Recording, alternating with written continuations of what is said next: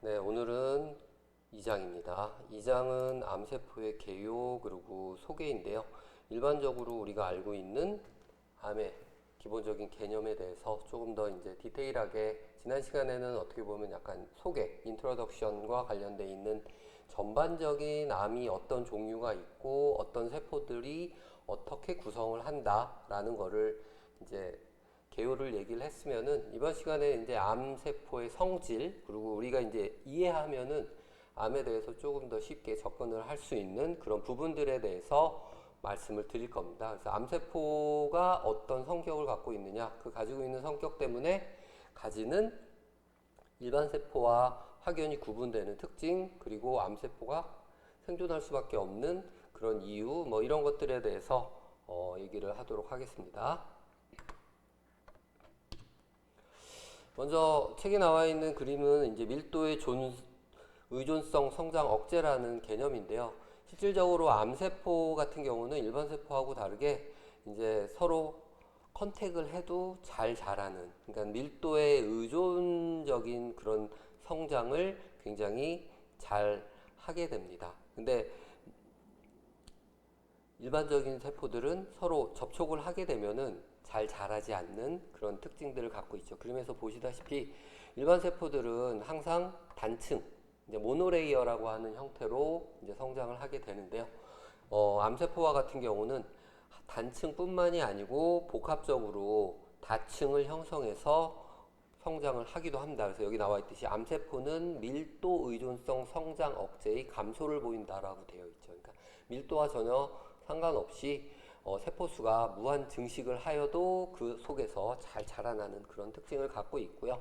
실제 밀도 의존성이 낮다는 것과 이제 높다는 것을 각각 세포, 종양 50%의 종양 세포를 형성하는데 소요되는 기간이라고 이제 표현을 했는데요. 실질적으로 일반 세포와 같은 경우는 어떠죠?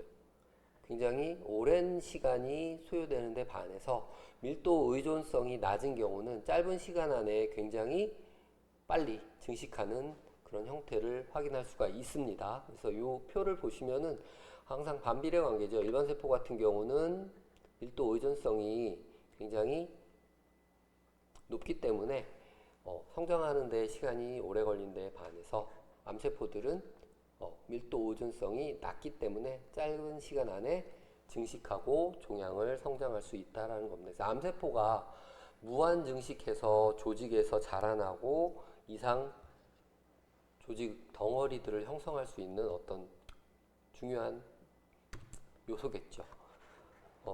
또 다른 개념으로 이제 부착 의존성과 비의존성 성장이라는 개념인데요. 부착, 결합한다는 그런 의미죠. 그래서 정상세포 같은 경우는 실질적으로 가만 놔뒀을 때 바닥에 이렇게 붙어서 잘 성장을 합니다. 그러니까 부착을 해야만 자라는 거고요. 여기 있듯이 흔들거나 이제 소프트 아가, 그래서 아가를 한 2% 정도 사용해서 띄우는 거죠, 세포를. 그래서 부착하지 못한 상태에서는 이렇게 성장을 하지 못하는 그런 성질을 갖고 있습니다. 근데 암세포는 보시는 것과 같이 부착시켜도 굉장히 잘 자라고요.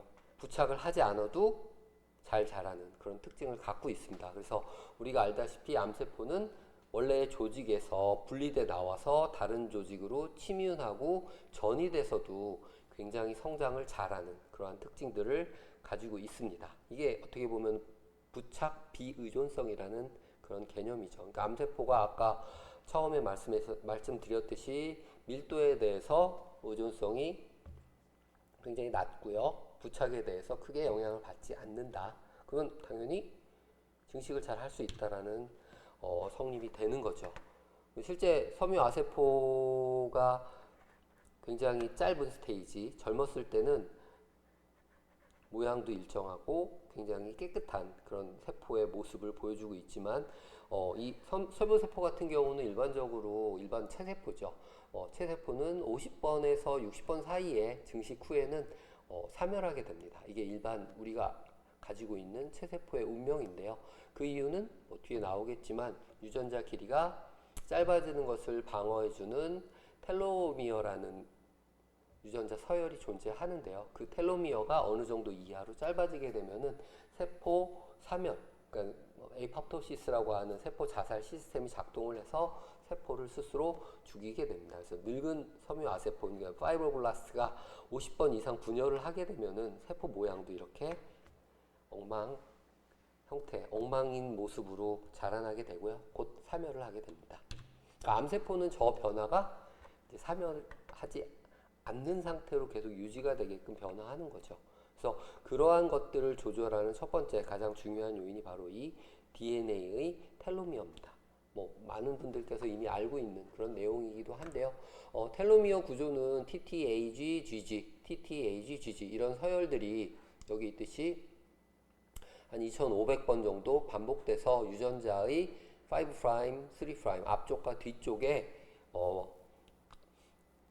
배치가 되어 있습니다. 그래서 텔로미어는 DNA 복제 시 DNA가 극단적으로 짧아지는 것을 막아주는, 그러니까 실질적으로 DNA 폴리머레이즈가 부착이 되어서 복제를 시작할 때 부착된 부분은 빼고 그 다음부터 복제를 하기 때문에 반복적인 복제를 하다 보면은 결국 DNA 폴리머레이즈가 부착하는 프로모터 리전 앞쪽 부분은 짧아지게 되는 거죠. 이제 그렇게 되다 보면은 점점 짧아져서 텔로미어 사이즈가 어느 정도 이하로 짧아지게 되고, 그러면 이제 세포가 스스로 세포 자살을 유도를 하게 됩니다. 그러니까 텔로미어가 짧아지면 세포 분열을 정지시키거나 또는 세포 사멸을 자극하게 되는 거죠. 근데 이제 암세포들은 이 텔로머레이즈라는 효소를 굉장히 높은 농도로 스스로 만들게 돼서 이 텔로미어가 짧아지는 것을 어떻게 보면은 보완하는 거죠. 그렇게 해서 계속 생존할 수 있도록 계속해서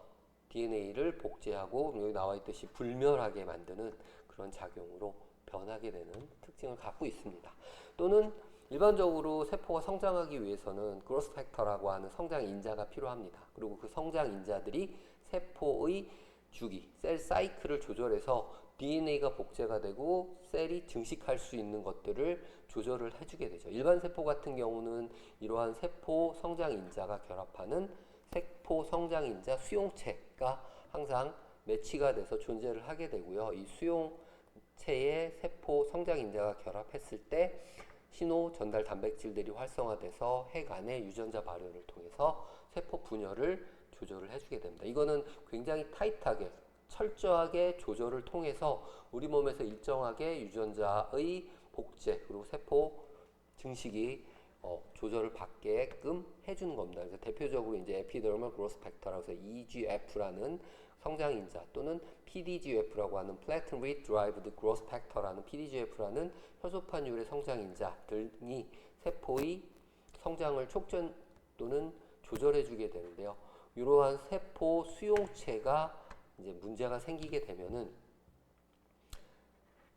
세포 성장인자의 자극 없이도 세포 분열이 무한정 가능해지게 되는 거죠. 그래서 일반적으로 암세포들이 이러한 세포의 성장을 또는 세포의 주기를 조절해주는 어떤 세포 자체의 조절 능력을 벗어나서 성장을 하게 되는 그런 경우들이 많습니다. 그래서 수용체의 돌연변이가 발생을 해서 항상 턴온, 자극을 받고 있는 것처럼 인식을 하게 되면은 세포 분열이 지속해서 일어나게 되고 조절작용을 벗어나게 되는 거죠. 아주 심각한 그런 상태라고 할 수 있습니다. 뭐 암세포의 발생 초기 단계의 변화라고 할 수 있죠.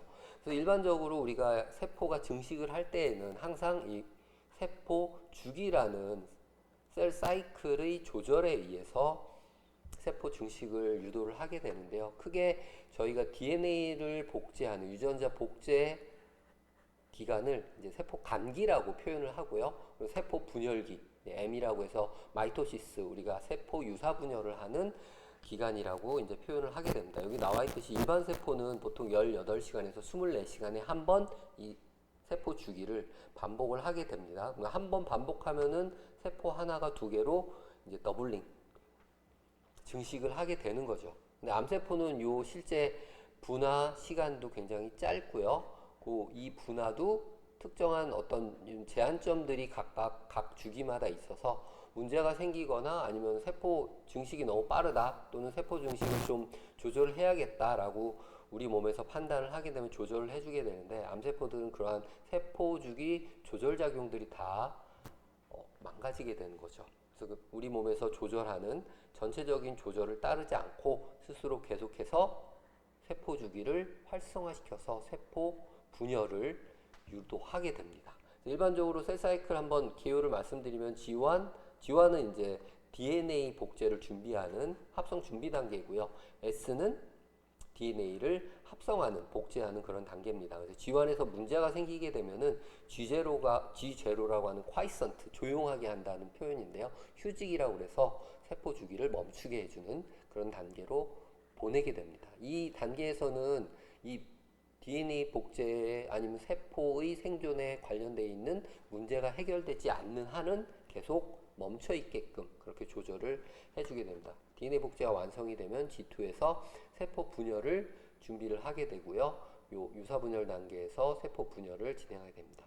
그래서 요 일반 세포의 세포 주기에서 대부분의 시간은 이 DNA 복제 준비기이고요. 요 마이토시스는 1시간 이내로 굉장히 짧은 시간 안에 일어나게 됩니다. 그래서 요 G1, S, G2에는 각각 체크 포인트, 제한점을 갖고 있어서 문제가 있으면은 중지시키고 세포를 사멸시키거나 더 이상 세포 분열이 일어나지 않도록 조절을 해주게 됩니다. 그래서 일반적으로 DNA의 합성이 되면은 세포가 가지고 있는 DNA 수는 2N에서 4N으로 2배가 되게 되고요. M기가 되면서 세포가 2개로 나눠지면서 각각 원래대로 2N의 세포 DNA를 나눠 가지게 되고요. 다시 G1기를 통해서 S가 되면서 유전자가 2배가 증가하게 되고 또 마이토시스 단계에서 나눠지게 되고 이게 계속해서 세포 주기가 반복이 된다는 거죠. 그럼 여기서 한 가지 꼭 기억하셔야 될 게 세포 주기에서 가장 중요한 단계는 여기 있는 유전자 합성, DNA 복제입니다. 그래서 DNA 복제가 유도가 되거나 일어나지 않으면은 여기 있는 세포 질 분열도 절대로 일어나지 않습니다. 그래서 요 DNA 유전자 복제를 계속해서 가능하게끔 유도를 해주게 되면은 세포 증식이 진행되도록 조절해 준다라는 것을 기억해 주시면 좋을 것 같습니다. 그러니까 암세포와 같은 경우는 이런 유전자의 복제와 관련되어 있는 조절 작용들이 대부분 망가져 있는 상태죠. 그래서 어떠한 문제가 있더라도 그러한 조절을 벗어나서 계속해서 DNA를 복제하고 복제한 DNA를 각각의 세포로 나눠주게 되는 그러한 세포 분열 작용들을 멈추지 않고 계속 활성화시키는 거죠. 심지어는 그 세포들의 숫자가 더 많아지면은 그 세포가 가지고 있는 화학물질, 우리가 사이토카인이라고 하는 세포 물질을 내보내서 주변 세포들이 더 함께 증식하고 서로 뭉칠 수 있도록 도와주는 그런 작용들도 일어나게 됩니다. 그래서 초기의 암 유발 단계에서는 실제 암세포의 증식이 굉장히 천천히 진행이 되지만 어느 순간이 넘어가게 되면은 그 증식 속도가 굉장히 촉진이 되게 그런 현상들이 일어나게 됩니다. 그 이유도 바로 이 암세포 스스로가 세포 주기를 조절하기 때문에 더 빠르게 세포를 증식시킬 수 있기 때문입니다. 그래서 여기 이제 대표적으로 그 세포 주기를 조절하는 그런 단백질의 소개인데요. 여기 있듯이 CDK라고 해서 Cyclin Dependent Kinase라는 것이 있습니다. 이 카이네이즈는 일반적으로 다른 단백질을 요 포스포릴레이션, 인산화하여서 더 활성화시켜주는 그런 역할들을 하게 되는데요. 여기 나와 있는 이 유사분열 사이토카인이라는 것을 요 유사분열 CDK가 조절을 해주게 됩니다. 그래서 실질적으로 요 CDK가 요 유사분열 사이클린을 인산화 시켜주게 되면 활성형 유사분열 CDK 사이클린이 이제 다음 이런 핵 외벽의 분해, 염색체 축합, 방추체 형성, 표적 단백질 분해, 뭐 실질적으로 셀 사이클을 더 촉진시켜주는 그런 형태로 이제 유도를 하게 되는데요. 여기 있는 것처럼 실질적으로 유사분열 CDK라고 하는 사이클린 디펜던트 카이네이즈가 이제 활성이 되면은 여기 있듯이 G1에서 사이클린이 축적되면서 SG2로 촉진을 유도하게 됩니다. 오케이? 그리고 이 유사분열 사이클린이 요 CDK와 결합을 하게 되면은 DNA 복제는 멈추고 세포가 어떻게 분열할 수 있도록 하는 마이토시스 세포 유사분열기를 조절하게 되는 거죠. 그리고 이 유사분열 사이클린이 분해돼서 떨어져 나가게 되면 다시 이 유사분열 CDK가 세포의 유전자 합성을 또 촉진시키게 됩니다. 그래서 이 유사분열 CDK가 계속해서 활성이 돼 있다라고 하면은 세포 주기, 셀 사이클은 앞에서 보신 것처럼 계속해서 활성을 갖게 되는 거죠. 이러한 CDK, 사이클린 디펜던트 카이네이즈나 또는 사이클린이라는 단백질이 대표적인 세포 주기를 조절해주는 그런 단백질이라고 기억하시면 좋을 것 같습니다. 그리고 이제 인산화와 탈인산화에 의한 유사분열, CDK 사이클린 조절이라고 되어 있는데요. 그러니까 실질적으로 이 앞에서 나왔던 사이클린 디펜던트 카이네이즈의 활성이 여기 표현되듯이 특정한 인산화에 의해서 활성화되거나 또는 억제된다는 그런 얘기를 드리는 겁니다. 그래서 실질적으로 이 반응이 이제 어느 정도 이제 억제가 되면은 G2에서 더 이상 이제 DNA 복제는 멈추고 M기로, 그러니까 실제 세포 유사 분열로 이제 조절하게 되는 그런 반응을 이 사이클린 단백질과 유사 분열 CDK 단백질의 상호작용에 의해서 조절을 하게 된다는 얘기입니다. 그래서 두 단백질이 결합이 일어나게 되면은 ATP를 사용해서 포스페이트를 갖고 오게 되죠. 그 인을 이용해서 이 두 단백질 간의 반응이 이제 실질적으로 다음 단계로 넘어가는 것을 억제를 해주게 됩니다. 그리고 다시 ATP를 사용해서 활성 카이네이즈를 가지고 인을, 그러니까 노란색으로 표현된 인이에요. 인을 결합하게 되면 포스포릴레이티드 복합체라고 되는데 이거는 이제 불활성화되어 있는 그런 상태고요. 여기에서 여기 하얀색으로 되어 있는 인을 띄워주게 되면은 활성화된 복합체를 만들게 되는 거죠. 그래서 인산화라는 것 자체가 어떠한 자극, 활성이라고 생각하면 되고요. 그 활성은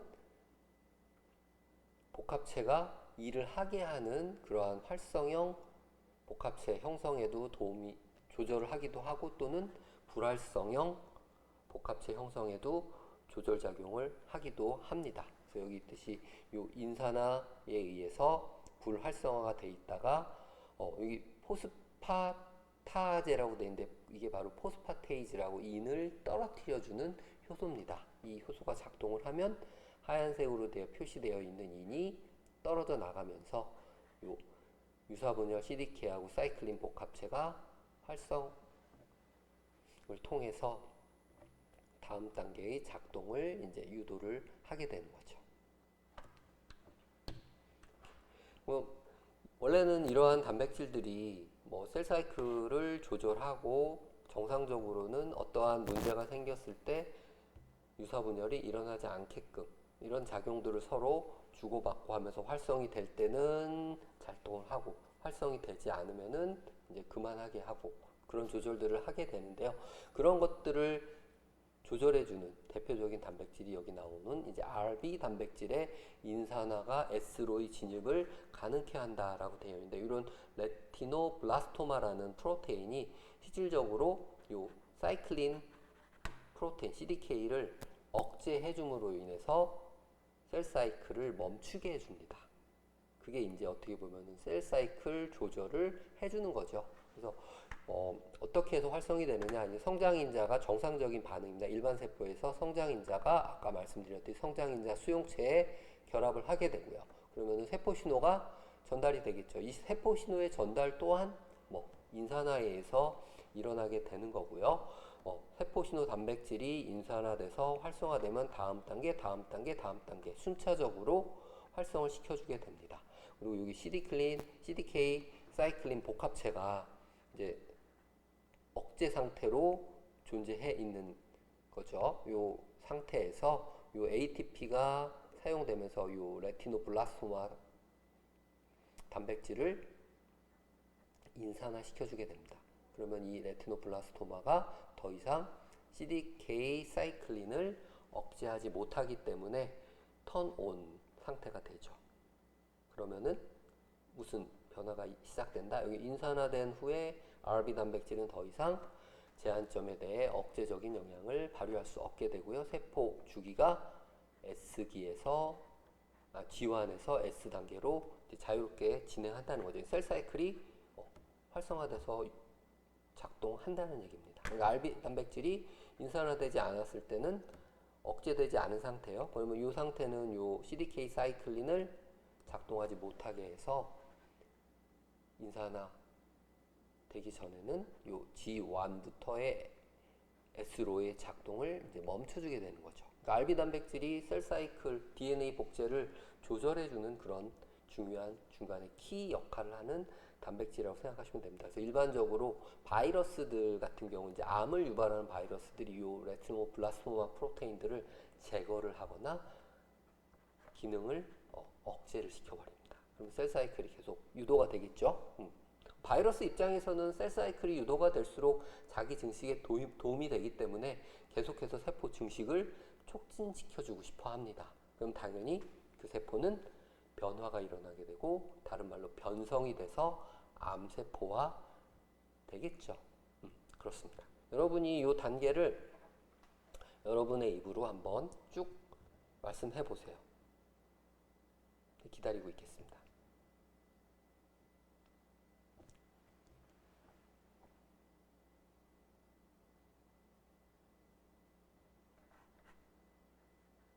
(1번) (2번) (3번) (4번) 그 다음이 5번이 되겠죠. 이거 or 이거.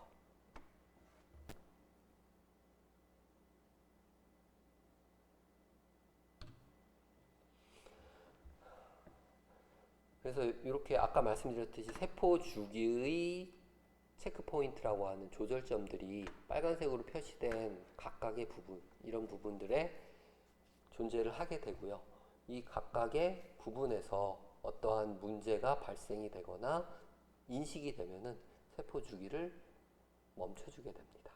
세포 주기가 멈추면 당연히 셀 사이클이 멈춰지는 거니까 세포의 복제도 멈춰지게 되는 거겠죠. 그래서 일반적으로 이 DNA 손상을 감지해주는 대표적인 단백질이 아까 G1에서 S로 가는 거를 CDK 프로테인의 활성을 조절해주는 단백질이 레티노블라스토마 RB라고 하면요, DNA 손상을 감지해주는 단백질이 바로 이 P53입니다. 그래서 튜머 서프레서, 튜머 억제 유전자라고 하는데요. P53이 이 중심적인 역할로 DNA 손상 발생 시의 세포 주기를 억제하게 됩니다. 여기 있듯이 제한점이라고 되어 있는 G1 체크 포인트, S 체크 포인트, G2 체크 포인트 각각 DNA 손상 감시 또는 복제를 감시하게 되고요. 이쪽에 방추사 감시라고 되어 있죠. 마이토시스, 세포 유사 분열 시에 방추사가 와서 DNA에 중심체에 결합하게 되고 끌어가게 되는데 실질적으로 방추사가 정상적으로 형성이 되지 않으면은 세포 분화가 일어나지 않기 때문에 유전자가 이제 양쪽으로 동등하게 나눠줘야 되는데 나눠지지 않게 되는 거죠. 그런 문제가 발생했을 때도 더 이상 세포 분화가 일어나지 않도록 조절을 한다는 얘기입니다. 이러한 세포 주기를 촉진시키는 암세포의 특징을 이용해서 개발된 것들이 바로 우리가 흔히 얘기하는 항암제입니다. 그러니까 1세대 또는 2세대 항암제들은 대부분 이 화학물질 항암제죠. 그래서 우리가 키모세라피, 화학 항암 치료라고 하는 것들을 하거나 아니면 방사선 항암 치료, 이거는 어떻게 보면은 굉장히 물리적으로, 화학적으로 근본적인 문제를 해결해서 암세포를 사멸시키는 그런 항암 치료이기 때문에 일반 세포도 손상을 받게 되고 신체상으로는 굉장히 큰 데미지를 입게 됩니다. 그래서 우리가 이제 항암 치료나 이런 것들을 받게 되면은 굉장히 힘들고 어려움을 느끼는 것도 이런 항암 치료제의 특정 때문에 그럽니다. 그래서 여기서 이제 소개되는 것은 이 두 가지 스타우로스피린 스파우로스포린이라는 거하고 캠토세신이라는 두 가지 이제 항암제인데 대표적으로 얘네들은 이제 셀 사이클을 억제해주는 그런 약물입니다. 그래서 정상세포에서는 여기 있는 스파우로스포린이나 아니면은 캠토세신 같은 것들을 처리를 하게 되면은 요 스파우로스포린 같은 경우는 지원해서 세포 주기가 멈추게 하는 그런 특징을 갖고 있고요. 요 캠토세신 같은 경우도 요 지원해서 더 이상 진행이 되지 않게끔 해주는 그런 특징을 갖고 있습니다. 그래서 요 약물을 처리하게 되면은 일반 세포 같은 경우는 셀 사이클을 정지시키기 때문에 세포 증식이 일어나지 않게 되고 그 세포는 생존하게 되는 거죠.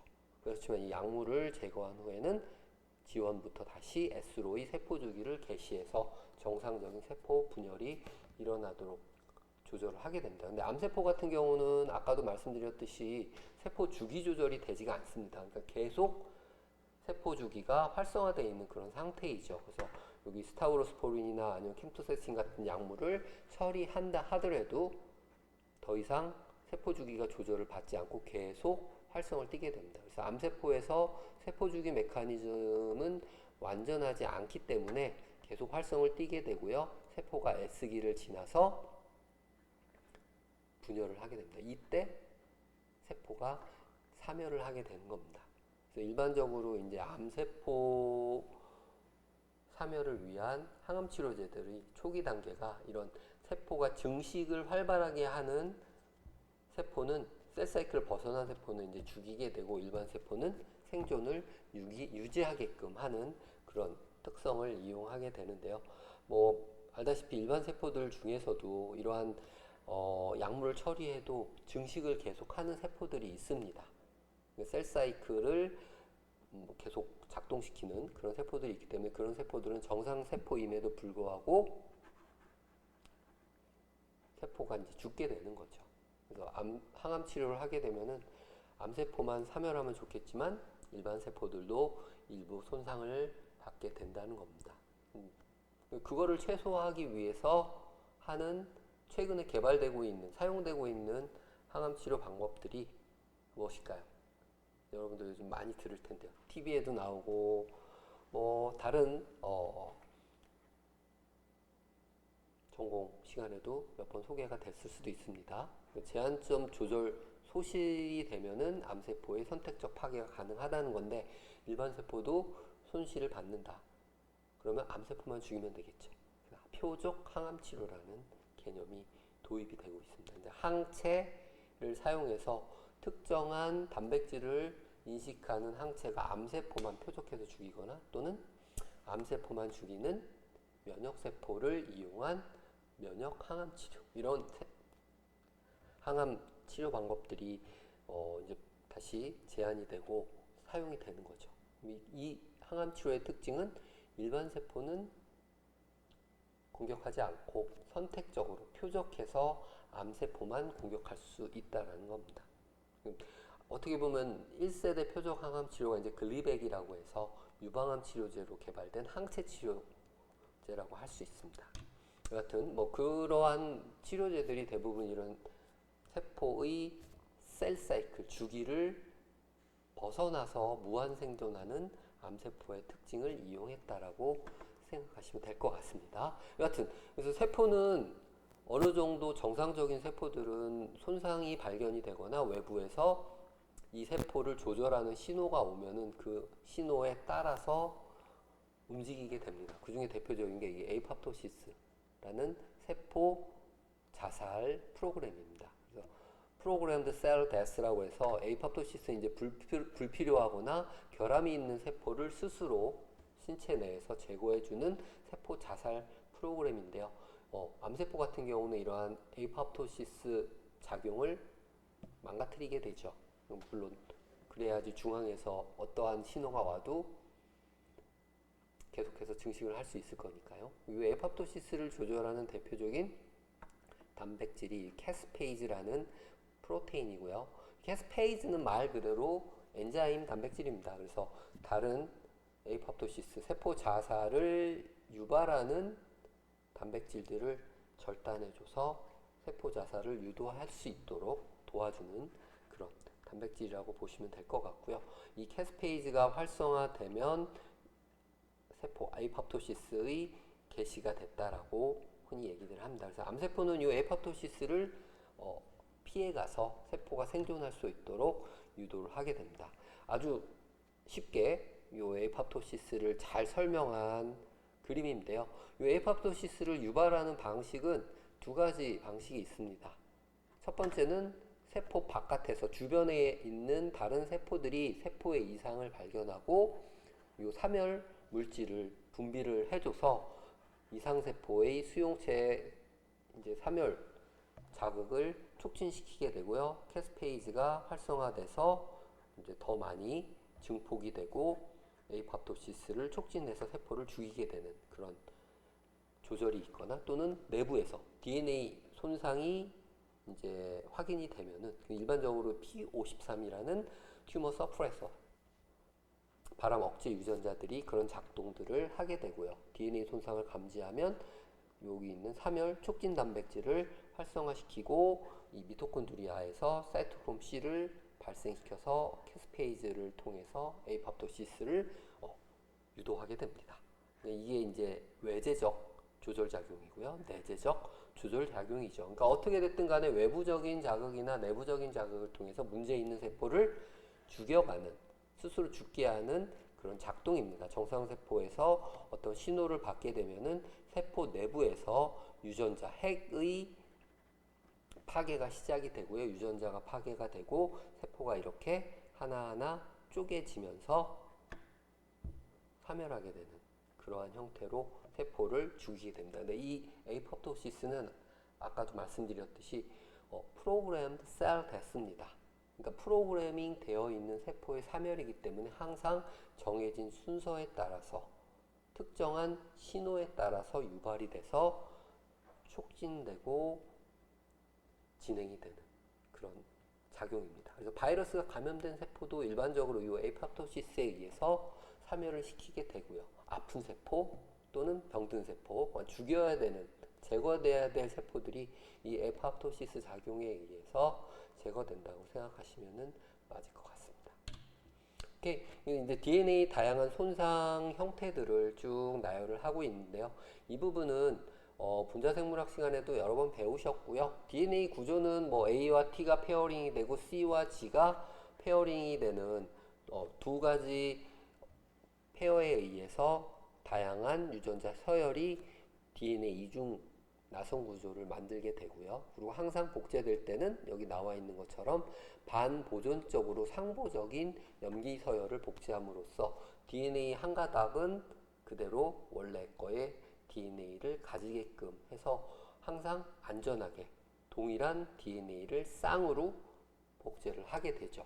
그래서 한쪽에 문제가 생기더라도 다른 쪽에서 그 문제를 보완함으로써 안정적으로 DNA의 복제, 유지가 되게끔 해주는 그런 특징을 갖고 있습니다. 그럼에도 불구하고 이 DNA의 문제가 생기게 되면은 이쪽 편은 정상적으로 가더라도 반대편은 그 DNA의 돌연변이라고 얘기하는 문제가 축적이 되고 결국에는 돌연변이가 과하게 많이 쌓이게 되는 거죠.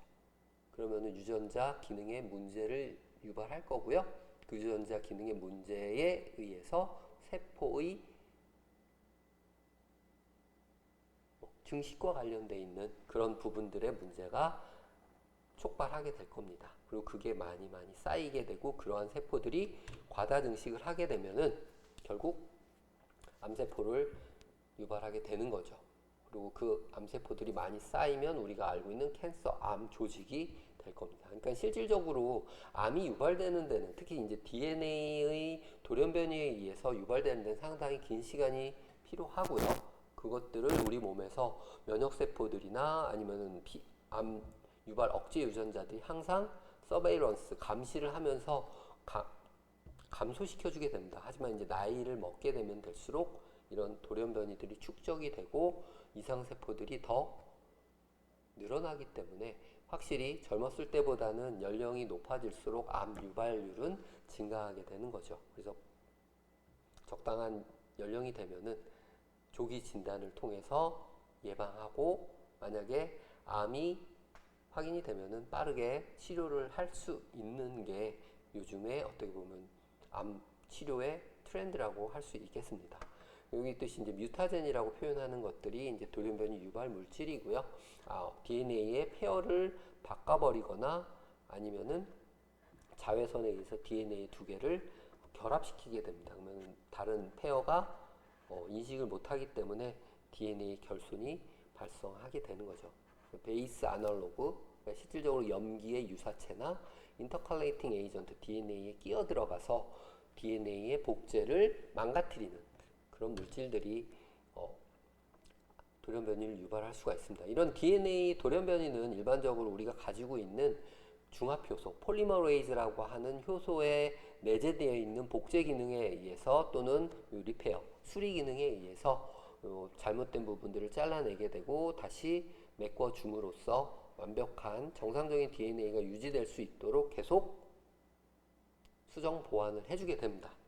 그리고 실제 DNA가 복제되면서 발생하는 유전자가 발생할 수 있는 확률은 10의 8승에 한 번, 그러니까 굉장히 아주 드물게 일어나는 그런 작용이지만 그게 축적이 되면서 점점 쌓이게 되는 거고요. 그 돌연변이가 발암억제 유전자나 아니면 세포 주기 조절 유전자들에 만약에 생기게 된다라고 하면은 세포 증식이 조절을 벗어나게 되는 거죠. 그러면 암세포가 되는 겁니다. DNA에 이런 문제들이 암세포를 유발할 수 있다라는 얘기가 되는 거고요. 아까 말씀드렸듯이 반보존적으로 복제가 되기 때문에 어느 정도는 안정하게 정상적인 세포를 유지하겠지만 그 돌연변이가 이렇게 몇 세대, 두 세대를 지나가게 되면은 영구적인 완전히 변형된 염기서열을 갖고 있는 세포로 바뀔 거고요. 그 돌연변이가 축적이 되면은 문제를 유발할 수 있다라는 그런 말씀입니다. 오케이. 상동성 재조합에 의해서 결손된 부분을 계속해서 수리하고 고쳐나가게 되는 그런 방법을 말씀을 드린 거고요. 그러니까 이런 보완작용 때문에 실질적으로 돌연변이에 의해서 유전자 손실이 발생하게 되고 그 손실로 암세포가 일어나기까지는 특정 조건, 특정 시간이 필요하다는 거죠. 근데 앞에서 말씀드린 뮤타젠이라고 하는 돌연변이 유발 물질, 특히 방사능, UV, 우리 햇빛 많이 쬐면 피부암 일어나는 것들이 일반적인 상황보다는 돌연변이를 일으키는, 그러니까 DNA에 돌연변이를 유발하는 그런 발생 비율을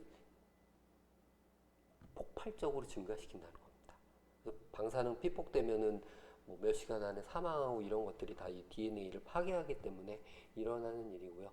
낮은 방사선 농도, 강도로 오랜 기간 피폭당하면은 결국에는 돌연변이가 오래 축적이 되겠죠. 사업체나 이런 데서 그래서 암이 발생을 하는 시간도 10년 이상 걸리고 이런 것들이 대부분 짧은 시간 안에 유전자 돌연변이가 암을 유발하는 것이 아니라 어느 정도의 축적의 시간이 필요하기 때문에 그렇다는 겁니다. 근데 뮤타젠에 많이 노출이 되면은 그 확률이 더 높아지는 거고요. 그러니까 우리가 일반적으로 건강한 음식, 화학물질 같은 거를 피해야 하는 담배, 폐암을 유발하죠. 또는 알코올, 다양한 발암을 유발할 수 있는 1급 발암 물질입니다. 그게 다 이런 DNA 변화 또는 세포의 변성의 원인이 되기 때문에 그렇다고 생각하시면 될 것 같습니다. 암세포는 유전적으로 불안정하고 종종 심각한 염색체 이상을 보인다라고 얘기하는데요. 포인트 뮤테이션, 유전자 서열 몇 개에 의해서 발생할 수도 있지만 여기서 나온 것처럼 특정 유전자 쌍이 제거가 되거나 아니면 유전자가 교차, 크로싱 오버 되면서 완전 유전자가 다른 형태로 바뀐 거죠. 그렇게 될 경우 백혈병이나 혈액종양을 일으킨다는 거를 사람들이 알아내게 된 겁니다. 그래서 여기 있듯이 만성 골수성 백혈병, 크로닉 마이엘로제니스 루케미아라고 하는 병이 있는데요. 실제 이제 만성 골수성 백혈병입니다. 90% 이상의 환자가 이 필라델피아 염색체라고 해서 9번하고 22번의 유전자 말단이 이제 잘려진 거죠. 짧게 이렇게 짧게 되는 그런 형태로 돌연변이를 갖게 되면은 골수성 백혈병이 발생을 할 수 있다라는 거를 이제 찾아낸 거고요. 그러니까 어떻게 보면은 염색체 이상으로 이런 백혈병이 급성으로 이제 만성 또는 급성으로 발생할 수 있다라는 겁니다. 림프구의 암 버킷 림프종이라고 되는데 버킷 림프마라고 일반적으로 얘기합니다. 이런 것들도 이제 8번하고 14번 유전자가 이제 단편이 서로 교차가 되면서 유전자의 교환이 일어나서 돌연변이 때문에 유발을 할 개연성이 있다라는 거죠. 그러니까 이런 것들이 많이 발견이 되어 있습니다. 실질적으로 이제 고형암이나 우리가 흔히 조직에서 발생하는 암이나 혈액종양 같은 경우도 이런 돌연변이 유전자에 의해서 유발이 된다는 사실이 많이 알려져 있고 특정 유전자들을 우리가 이제 관찰하고 계속 감시함으로써 암 발생을 일식 찾아낼 수 있다. 것이 알려져 있습니다. 이게 이제 암 세포의 특징인 거죠. 이런 특징들을 많이 알수록 우리는 암을 극복할 수 있는 거지. 정복이라는 것은 뭐 이 10년 전에 암 정복이 될 거다 이렇게 과학자들, 의사들이 호언장담했는데 정복은 힘들고요. 왜냐면 자연스러운 노화 현상의 한 패턴이라고 보셔도 저는 틀리지 않다라고 말씀드리고 있습니다. 네. 여하튼 이렇게 암 유발이 된 인체의 암에서 DNA 추출해서 일반 세포에 주사를 하게 되면은 이 변형된 세포가 생겨나게 되고요. 그 변형된 세포를 쥐한테 주사를 하게 되면은 이렇게 종양이 형성이 됩니다. 그러니까 특정 DNA 돌연변이가 암을 유발할 수 있다라는 아주 매우 중요한 그런 실험을 시도를 한 거죠. 또 다른 특징이 이제 종양 특이적인 항원이라고 해서 모든 암종들은 자기 스스로 갖고 있는 특정한 단백질을 갖고 있습니다. 그걸 이제 항원이라고 얘기하고요. 이제 종양과 관련되어 있는 항원을 튜머 어소시에이트 안티젠, 튜머 스페시픽 안티젠이라고 얘기를 하게 됩니다. 그 이제 종양 특이 항원을 이용해서 면역 세포들이 암세포 초기 단계에서 이제 제거를 하게 되는데 이제 기억도 하고요. 그 세포들이 다시 생겨났을 때 제거를 하거나 근데 그 면역 세포의 감시 기능을 벗어나게 되면은 이제 암이 성장을 하게 되는 거죠. 이 종양 특이적 항원이나 종양과 관련된 있는 항원을 이용해서 우리가 표적 항암 치료를 할 수 있게 된 거고요.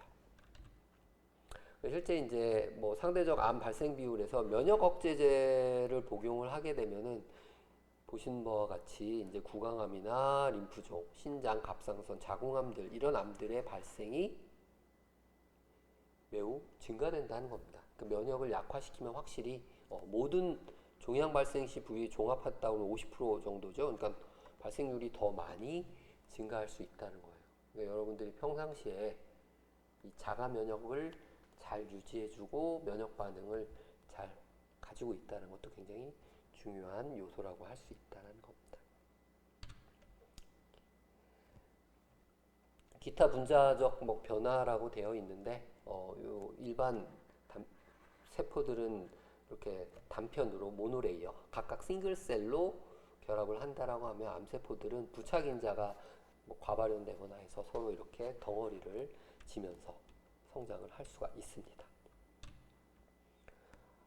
또한 이렇게 세포가 굉장히 이제 커지거나 이런 현상을 보이게 되고요. 암세포에서 세포 간 신호 전달이 감소됐다는 증거라고 되어 있는데 세포 간에는 원래 이렇게 갭 정션이라고 해서 서로 이온을 전달해주는 통로들이 있습니다. 암세포는 배아 단백질, 단백질 분해 효소, 혈관 성장 촉진제 뭐 이런 것들을 많이 생산을 해서 스스로 생존을 할 수 있게끔 그렇게 작동을 해갑니다. 그래서 주변 세포하고는 좀 별개로 여기 있는 요 부분이죠. 딱 암세포만 표시가 된 건데요. 자기들끼리는 잘 커뮤니케이션, 소통하면서 성장하지만 주변에 있는 세포와는 그 결합이 단절되는 다른 세포의 영향을 받지 않게 되는 그런 조절을 하게 됩니다. 스스로 생존할 수 있는 길을 찾는 거죠. 아까 나와 있던 에이팝토시스나 이런 인체의 조절작용으로부터 회피할 수 있는 그런 쪽으로 자기를 변화시켜 간다는 특징이 있다는 겁니다. 네, 이렇게 해서 오늘 암세포의 개요 그리고 소개에 대해서 장시간 말씀을 드렸습니다. 궁금하신 부분이나 이런 것들은 이 수업 청취 후에 SNS를 통해서 또 소통하게 하시고요. 소통 후에는 또 다음 시간에 추가적으로 그 부분에 대해서 한 번 더 얘기를 나누도록 하겠습니다. 강의는 여기서 이렇게 종료하고요. 이 강의 이어서 디스커션, 서로 토론하는 시간을 갖도록 하겠습니다. 네, 마치겠습니다.